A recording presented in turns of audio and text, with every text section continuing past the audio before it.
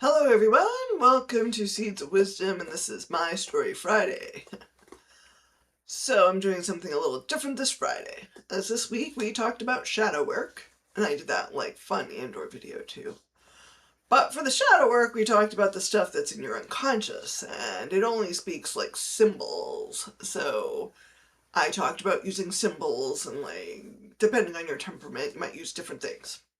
I'm mostly an idealist, so I use tarot cards, not for divination, but to look at the symbols and help me catch up on things I might feel, but my brain doesn't know why yet. So today is a perfect example. So let's get started. So today, at the time of filming, it's March 6, 2026. And part of why I did this, because I woke up this morning and I felt just kind of like agitated and upset, and like people are suffering and it hurts me, like, I just feel awful. And sometimes that particular agitation with no obvious trigger in my just immediate surrounding personal life. So I've learned sometimes to take this seriously as some kind of like body or somatic knowing. Like my body can read the field at times before my mind catches up to what it means. So I'm really on a media diet. I mentioned in other videos I have limited myself to watching Heather Cox Richardson do her live streams on Tuesdays and Thursdays, and sometimes she talks to her friend Joanne Friedman on Saturday mornings. I'll listen to that. But frankly, watching the news made me want to cry, to panic, and to just roll up in a ball in the corner and do nothing. So, since that was not helping me, I put myself like a limitation, but people are telling me what's going on, and I don't know, like, this is like uncharted waters we're in. So, before I recorded this, I just Googled, what is the news today? So here's a little summary for you. Just not naming names or a lot of details, but this active military conflict is escalating in the Middle East, involving multiple world powers now. The global markets are under significant stress from this and other things, and the people running the powerful institutions are making decisions that just feel reckless and irreversible, or will take a very long time to recover from that. And here's the fun thing. At the bottom of the news, I saw what the Wordle algorithm chose for the word of the day. The daily word that millions of people are playing with right now. And sometimes my daughter and I play this. But do you know what the word is? It is gunk. G-U-N-K. A messy, sticky substance. So even the algorithm knows something is amok. Another thing that I learned about recently involves my work and me and how I can do it. So I have ADHD. So I have a lot of ideas, but I really need administrative assistance to help me, and I can't pay a human. So I work with Claude AI to help me organize and produce. Because I've tried several others, and Claude has something that's really helpful for me compared to the others. Everybody might have favorites. But with Claude, I can do things at a level I couldn't sustain alone. And this week, the Pentagon designated Anthropic, the company that builds Claude, as a national security risk. Apparently, and I'm not a journalist, but it had something to do with them not handing over surveillance capabilities or how they manage weapons, I don't know, for the Department of Defense. They said no. So the tool I use to build independent consciousness education to help people is being targeted for maintaining its ethics. And make of that what you will. But it is frightening. So on a day like today, I need beauty around me, so I chose my Matt Hughes deck for this reading. I mean, I always love that deck. The imagery's rich, and it's really, painterly and warm. It's got this Art Nouveau vibe. And when the world feels heavy, this matters. The cards themselves become a kind of medicine before you even turn them over. They're just beautiful, and I love them. And I really try and have hope, and I try and see the light. And I want to be honest with you, some days that is genuinely hard. And today is one of those days. The world feels heavy in a way that is difficult to metabolize. And that is exactly why I came to the cards. Not because I have the answers or it predicts the future for me, but because sometimes the unconscious needs to know something, and those symbols can give me the language so I can feel some sort of sense I know what's going on when my, left brain, logical mind hasn't caught up to my feelings and my body, and maybe the right brain and the symbols can, if that makes sense. So I usually do like a shuffle and reading every day. I do different spreads. So today I intended to do a Celtic Cross spread. People who do tarot know what that means. But I'll tell you as I go what the significance of the cards I pulled meant. So first you shuffle, and so I'm shuffling with a question. That is, what guidance is available to us in this time of collective unease, to put it mildly? And what do we do with this? So I shuffled, and I laid out my cards, and I really tried different ways of producing this and showing you the actual cards and holding them, but like with my lighting and camera, nothing works. So I have images, and I'm going to put them up as I talk about the cards. This is like the 5th iteration of this. I'm stubborn, so we'll get it. So I really wanted to share this reading with you because something really cool came out of it. Okay, so the first card I pulled, which in the Celtic Cross spread really is like the heart of the matter. And so it's the Temperance card. So the heart of this moment, what the situation is fundamentally about, is temperance. So look at the card. An angel stands there with these enormous gold wings, and her feet are hidden beneath a long flowy train. She's pouring liquid between these two vessels, and the liquid defies gravity. It flows between them in a way that shouldn't be possible in the physical world. It's impossible. And behind her you see a road, a path leading forward into the distance. And at the corners of the card there are yellow irises blooming. And here, right above her heart, is a triangle. It's a downward pointing triangle. The alchemical symbol for water, for the feminine, for the vessel that receives and holds. It sits directly over her heart center as if to say, the heart itself is the container. The heart is where the alchemy happens. The yellow irises are not accidental. Iris was the goddess of the rainbow, the messenger between heaven and earth, the bridge between worlds. She carried communication from the divine to the human. And here she blooms at the 4 corners of the card, just framing everything. This is the card of integration, of holding 2 apparently opposite things simultaneously without choosing between them. The liquid pours between vessels and defies the laws of physics because that is what genuine integration does. It creates conditions that shouldn't be possible by ordinary logic. The road in the background is important. This is not a card of stasis. There is somewhere to go. The angel is in motion even when appearing still. The path exists, and we are on it. The heart of this moment is not the chaos, even though chaos is what we see on the surface. The heart of this moment is the invitation to let the heart itself become the vessel.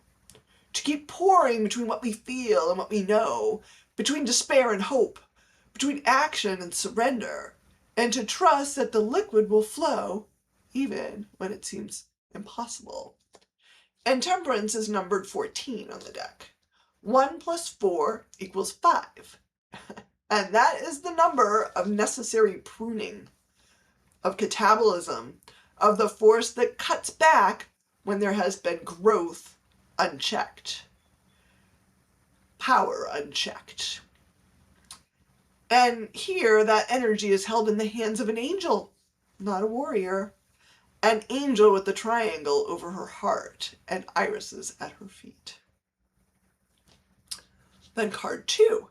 What crosses the 9 of Pentacles? So what's crossing this temperance? The complicating tension is the 9 of Pentacles. So look at the card.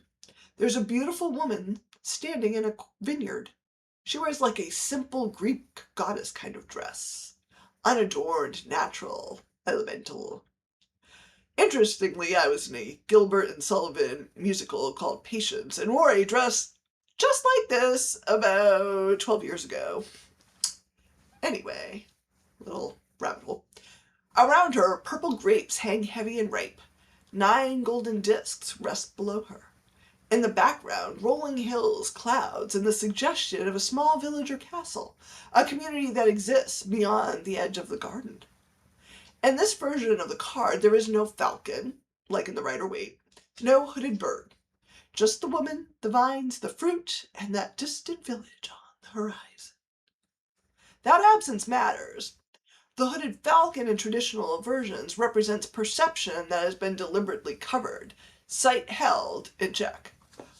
I mean, side note, that is going on with all the gaslighting in the media right now, but not on this card. So, without that falcon, this woman's gaze is open. She tends her vines. She is present with her abundance. She simply hasn't looked towards the village yet. What crosses the invitation to integration right now is the pull toward tending our own garden, beautiful, abundant, sufficient, while community waits at the distance on the horizon.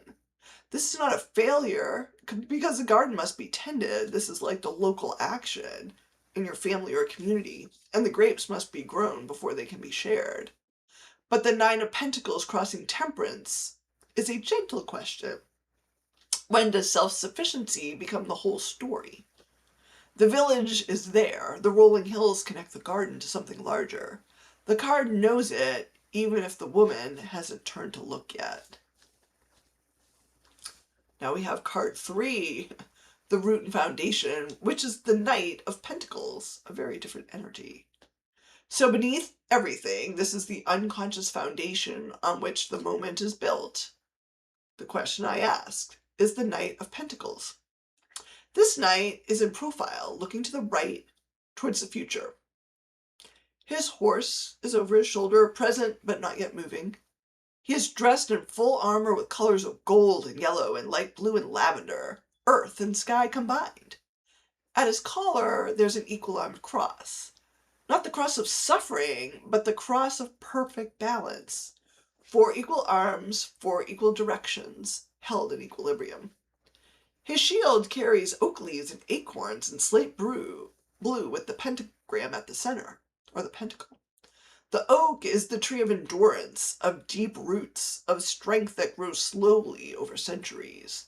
The acorn is the whole future contained in the smallest possible form.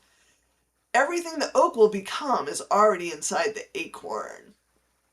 The shield says, I carry strength and I carry potential simultaneously. Behind him, the field is brown and tilled with these swirling rows. They're almost hypnotic, and they lead towards, they take your eye back towards a single tree in the distance. The lines of the earth all lead somewhere. Nothing is growing yet, but the earth has been turned. The preparation is complete. We cannot see his hands. They are present, but he holds his position. But the hands, the instrument of action, they're not visible. Not yet. This is the wisdom of the Knight of Pentacles, knowing when the time for action has not yet arrived. Presence without movement, readiness without impatience. It's hard not to be impatient now. It feels like everything's going to hell in a handbasket. But the foundation of this moment is prepared earth and a knight who knows how to wait. Temperance.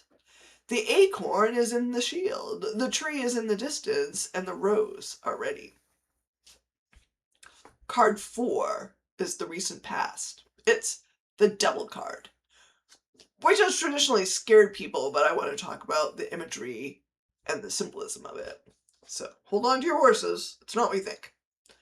What is moving out is the energy of the recent past, and the recent past energy is the devil. Think about Epstein files and power and all the corruption. But this version of the devil is striking. He crouches inside a circle formed by an Ouroboros. It's the serpent eating its own tail. The ancient symbol of the eternal cycle of things that consume themselves, of power structures that feed on their own energy in an endless loop. He is trapped inside his own symbol, even as he appears to be the one with the power. He has ram's horns and this tail, all brown, and he's posed as if to pounce.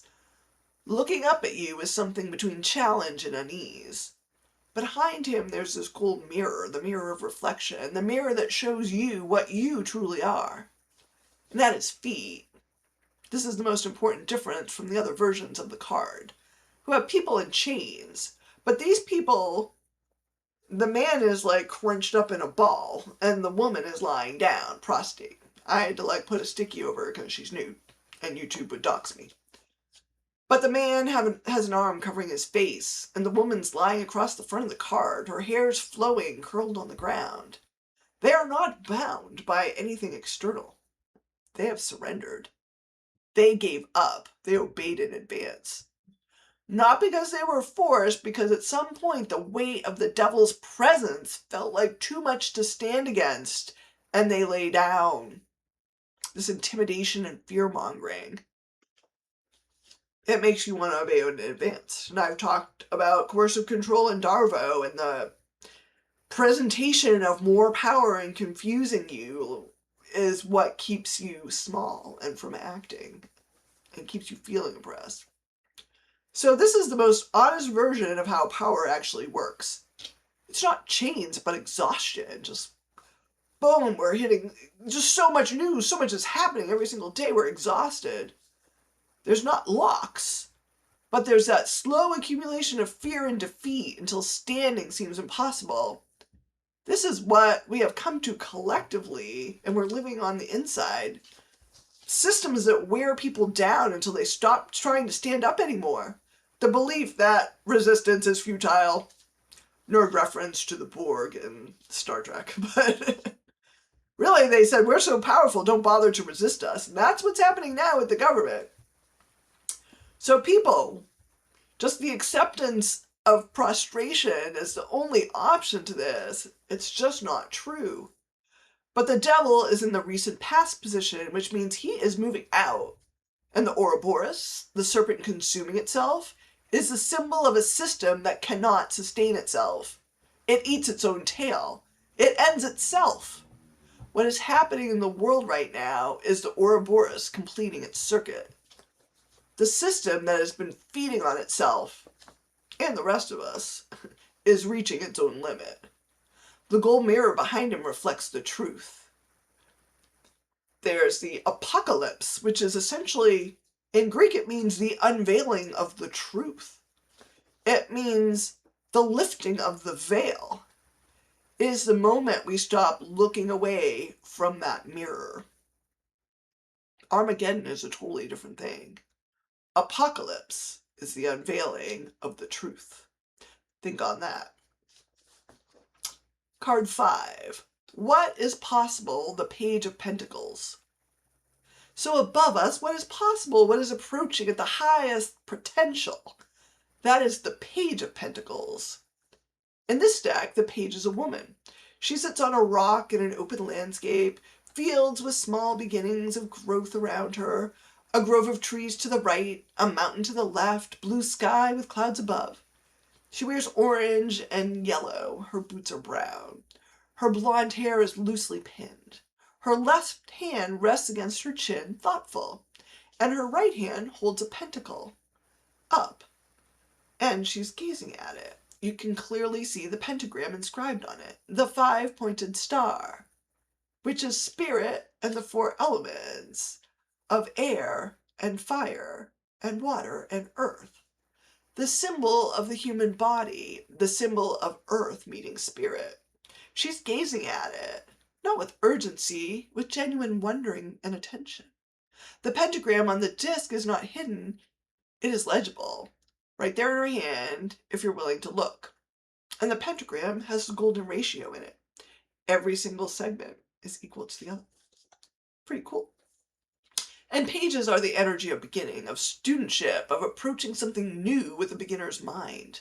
This page, as what it is in this position, is telling us what is available to us right now is the capacity to sit with what is real and actually look at it. to hold the symbol of the human, the pentagram. Da Vinci's Vitruvian Man is against that five-pointed star. And study it with the same quiet focus she brings. The fields around her have grown just a little bit, just small growth. Not the full harvest, just the beginnings. This is the card of early green shoots in the spring, in the landscape that was mostly still open and waiting. What is possible is not completion. What is possible is this genuine beginning, approached with wonder. Card 6, the near future, is the Queen of Cups. So this is what's moving towards us, this Queen of Cups. She is extraordinary in this deck. She looks directly out at us, soft-faced, present, with green-blue hair and a golden crown of 5 segments. 5, the number of the pentagram, the human body spirit meeting matter. Her crown is a map of integration. Behind her is a circle of gold and yellow, bordered in green. And inside that border, fish swim upward. Fish, the symbol of the unconscious depths, of what moves below the surface, of the creatures that live in the water we cannot breathe. They swim upwards towards the light, towards her. She holds a gold chalice with both hands, her left hand at the stem and her right hand at the base, fully supported, fully present. And below her is a gold basin of water.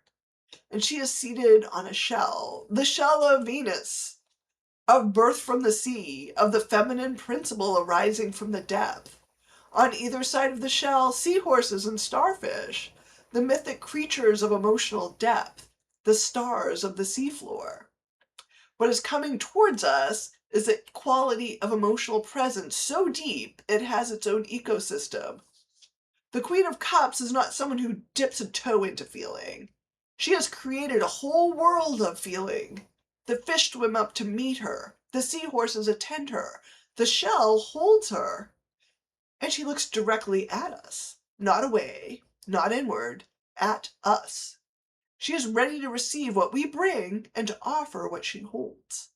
That quality, emotional fullness towards outward, in a genuine presence, is what is approaching us. Card 7, this is yourself. In this reading, it's the King of Swords. So the card that represents how I am showing up, as it was my reading, my attitude and position in the situation, is the King of Swords, which is pretty badass. But I try to be nice. Anyway, a circle of blue sky surrounds him, ringed with yellow butterflies. Butterflies, a symbol of transformation, of the soul, of what emerges from the apparent death of the chrysalis. The King of Swords is framed by transformation, even as he embodies clarity. A gray bird sits on his right shoulder, the messenger, the carrier of information between worlds. He wears a crown with 4 more subtle horns, 4 directions, 4 elements, held in his sovereignty. His cloak is purple, the color of spiritual authority, over a gold cape and gold sleeves. He has a brown beard and steady eyes, and he is looking directly at us. Now, look at how he holds his sword. The tip of the hilt, touches his beard, essentially. Both hands grasp it. And the blade points downward, into the earth, into the ground, into the material world. In this deck, the King of Swords does not hold his sword aloft towards the sky. He grounds it. He drives the blade of discernment into reality itself. Where the blade meets the cross guard, there is a gold sun with 6 rays on each side, and swirling gold designs. The sun of consciousness at the center of the sword. The knowledge that all true discernment is an act of illumination, not just cutting. So I am the King of Swords in this reading, and if you are watching this today, you may be too. The one who grounds clarity into the earth, who drives truth downward into the material so it cannot be swept away. The butterfly ring says, this is always an act of transformation. The gray bird says, the message is always ready to travel. Card 8, the external environment. That's the sun. how the outside world sees the situation, the environment surrounding this reading. That is the sun. In this deck, a woman stands to the left with auburn hair loose down her shoulders and back. She holds the sun itself, a huge golden disc in her hands. The sun she holds has a face, too. You can see eyes, a nose, a mouth. Almost reminds me of the Buddha in a way, serene, awake, present. This is not the sun as abstract cosmic force. This is the sun as conscious being, as awareness itself given a face and held in human hands. 8 rays come from the sun, some straight, some wavy. 8, the number of inner truth knowing, of Mercury, of the mind that reflects clearly. The rays alternate between direct and undulating, the straight rays of clear seeing, and the wavy rays of receptive knowing combined. Below, 4 flowers with yellow petals and orange centers are connected by their green stems in a continuous ribbon, like a garland, like the turning of seasons, like the cycle that never breaks. Purple glows in the upper background, the color of spiritual depth, even in the most luminous card in the deck. The sun in the external environment position tells us consciousness itself is awake out there in the world right now. The sun has a face. It's not just some blind force. It is aware. It is being held by a human woman who walked toward it and picked it up.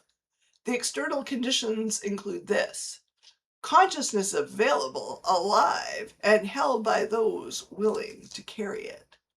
The sun is on our side, not the side of darkness. Card 9, Hopes and Fears, the Lover's card.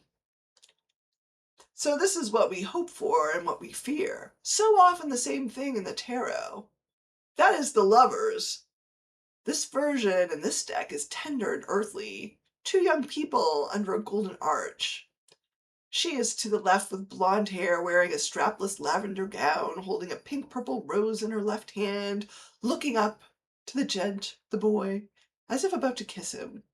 He is to her right, in profile, rust-colored garment loose around his neck, brown blonde hair, his arm bent, his hand holding hers. She's grasping his. He's leaning towards her, as if to kiss. And cascading between them, from him down to the right side across the bottom of her dress, 9 pink-purple roses. 9.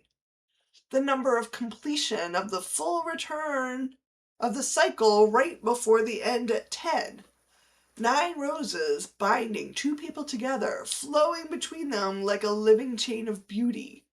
She is reclined, he's sort of seated on his folded legs, and they are still. The moment before the kiss is held perfectly. The Lovers is not primarily about romantic love. It is about choice. About the moment when 2 things, like 2 values, 2 paths, 2 parts of the self, choose each other consciously. The rose in her hand is the rose she chose to carry into this moment. The 9 roses flowing between them are what genuine choosing creates. A cascade of beauty that grows from the act of commitment. Our deepest hope right now is for this genuine connection, chosen freely, beautiful enough to stop time. The reunion of what has been divided, and boy are we divided. The moment when the split between knowing and feeling, between clarity and love, between the King of Swords and the Queen of Cups, resolves in a single golden arch. And our deepest fear is the same thing.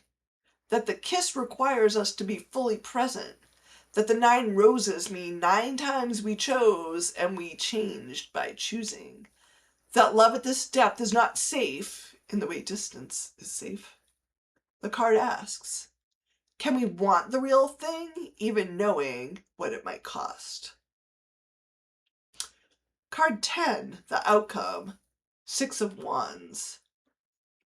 The outcome, where this is all heading, is this beautiful card, the 6 of Wands. A man with golden hair and a laurel wreath sits on a white horse with a yellow mane and an ornamented headpiece. The horse is beautiful and gentle and still. The man wears a rust tunic, gray gloves, and holds a wand with a laurel wreath loosely resting on it. Yellow fabric streams behind him, folded and flowy, like a banner that has been moving and is just now coming to rest behind him. He is standing still, or sitting on his horse still. He's not charging, not moving through the crowd at speed. He's still. And the horse is at peace. And around him, people in the background carry wands. One large wand rises from the group on the left. 4 more stand to the right. He holds the 6th, his wand, his voice, his light, and the laurel wreath on it is loose, not gripped. It's offered. At the base of the card, 2 tropical plants frame the scene, lush, warm, alive. The outcome is rooted in living things, in the green world that persists. The 6 of Wands is the card of recognition, of victory not through force but through presence. The wreath on his head was earned. The yellow banner has been through wind and is now settling. The people behind him are there because he carried something worth following, not by commanding them and making them afraid of him, but by holding the 6th wand steady while the others were raised around him. This is the outcome for those that hold the King of Swords' ground clarity and the Queen of Cups' emotional depth, who let the devil's prostration end and stood back up, who approached what is new with the page's wondering gaze. The outcome is this: you are found by the people who needed exactly what you carried all along. The wreath rests lightly. The horse is calm.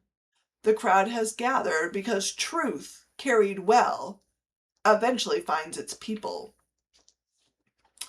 And then I look under the pack at the hidden foundation, and you know what that was. That was the star. So beneath everything, the card that was at the bottom of this deck, the foundation the cards themselves chose before I began, is the star. Look at this image. A woman with brown curly hair, tendrils everywhere, sits on the rock with a stream flowing beneath her and little waterfalls that go into a pool below. Her right foot is pressed against the rock and her left foot rests dipped into the pool. 1 foot on stone, 1 foot on water, or in water. She is between worlds and completely at home in both. The sky behind her is purple, the deep purple of spiritual depth, of the hour between dark and dawn. And it's always darkest before the dawn. And on the right side of the sky, curved lines radiate outward, as if the stars are bursting through, just pressing out from the other side of the dark into visibility. And at the top of the frame, 8 gold-foiled stars. 8, the number of Mercury, of Hod on the Tree of Life, of the splendor of inner truth-knowing, the stars that never go out. And at the bottom of the card, the framing the pool, attending the scene, gold foil ibis birds, the ibis, the sacred bird of Thoth, the god of writing, of wisdom, of the transmission of knowledge across time. The ibis carries the book of divine wisdom in its long bill. It attends births and deaths. It stands at the threshold between worlds and records what passes. The ibis birds are attending the moment, this pouring, the woman on her rock between stone and water under the bursting stars. They are witnesses to the transmission. The star is the card that follows the tower in the tarot. After the lightning strikes, after the structure falls, after the shock, after the awe, the star is what comes next. She is not just hope, not the hope that pretends nothing happened, not the hope that promises everything will go back to how it was. She is the hope that keeps sitting at the edge of the stream, in the purple hour before the dawn, 1 foot on stone and 1 in water, while the ibis birds bear witness, and the stars press through the dark to be seen. The 8 gold stars at the top of the frame are not distant. They are arriving. They are pressing through. They are almost here. The deck placed the star at its own foundation before I even touched these cards to lay them out. I shuffled and I asked the questions. And then I put the cards down. I drew them and I turned over at the foundation, which put hope at the bottom of everything. So let me tell you what I see when I look at the spread as a whole. I was quite surprised given my agitation going in, but not. There is almost no fire in this reading. In a moment of global conflict and rage, wars escalating, markets crashing, institutions cracking, the cards gave us earth and water. Earth, the knight in his tilled field with the oak leaf shield and his acorn of potential. The page sitting on her rock with a pentagram legible in her hand. The woman tending her grapevines. And then water, the queen of cups, with her fish-rimmed halo and her shell throne. The star sitting between stone and water, as the ibis bears witness. Earth grounds, water feels and flows and finds every opening. And I should also say, water is the force that can shape earth. The cards are saying, this is not a moment for more fire. The fire is already burning out there. Our role, our specific role, is to be the water and the earth. The ground clarity downward like the King of Swords with his blade touching the earth. To receive the depth upward like the Queen of Swords, the Queen of Cups, with her fish swimming towards the light. I do pull the Queen of Swords quite a bit. And also the Queen of Cups. These are like binary things. And then the devil is in the past. Not chained, prostrate, exhausted. The Ouroboros is consuming itself. The systems that wore people down until they lay on the ground are reading the end of their own cycle. The mirror behind the devil is showing the truth now. We are in the apocalypse, which again is not necessarily the end. It means the lifting of the veil. The veil is coming off and the truth will be seen, or at least available to be seen for those who want to see it. The sun holds a conscious face and a human woman holds it. The outcome is a man with a loose laurel wreath and a calm white horse and a crowd that gathered because the sixth wand was carried steadily. And the ibis birds are at the base of the star, recording everything that is happening in this purple hour when it is darkest before the dawn. The guidance from these cards today is not complicated. Keep pouring, let the liquid defy gravity like the angel does. Keep the triangle over your heart. Tend your vineyard. Hold the acorn inside the shield of oak. Sit on the rock between the stone and water. Let the stars press through. And know, in the place beneath all the knowing, that the ibis is here. The sacred witness is here. What is happening in this moment is being recorded in the book of divine wisdom. The stars are arriving. The stream is flowing. The hope was at the bottom of the deck before any of this began. We are not lost. We are in the crossing. The other shore exists. The star has always been there, pressing through the purple dark, waiting for us to look up and notice. So thank you for spending this time with me and these cards today. If this reading names something you've been carrying, I'd love to hear from you in the comments. Seeds of Wisdom is a platform about understanding the architecture of consciousness, why we are the way we are, and how we find our way through. Tarot is one of those ancient languages for that conversation. So take good care of yourselves. Sit between the stone and the water when you can, and let the ibis bear witness. And look up. The stars are passing through. Actually, I have a Van Gogh Starry Night painting ahead of me, and as above my computer screens, as I looked up at the stars, there were literally a whole night full of stars in front of me. Coincidence? I don't know. Remember, have hope. I'll see you next time.